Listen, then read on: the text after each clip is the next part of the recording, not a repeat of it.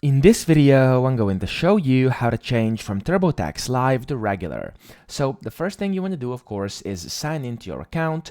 And over here, if you see this live icon top left, what you have to do to basically downgrade and change to regular, you want to click anywhere over here. So where you can do your taxes, you want to click on any of these boxes and click on either continue, let's get started, or pick off where you left off. So you can just click on any of these blue buttons.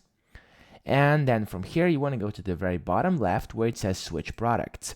Now, if you just click downgrade over here, and if you want to downgrade to basic, what you'll see is that it will go to basic. However, you will still have the live thingy up here, which is the live button. So to actually go down to regular, what you will unfortunately have to do is start over. So you want to go to switch products, click on clear and start over.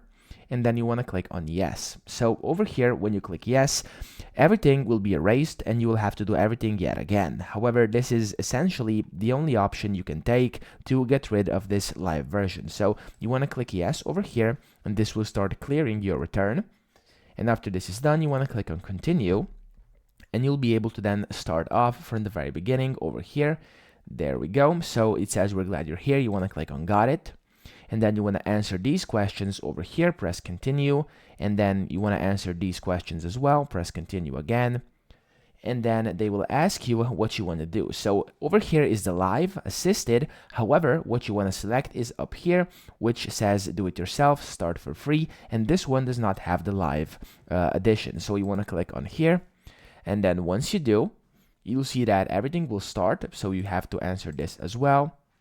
And then the next page, there we go. Now you're inside into a TurboTax Premium and the live icon is not present anymore. So that's pretty much how you get rid of the live inside TurboTax. So I hope this video helped you out. If it did, please subscribe to the channel and help me out as well.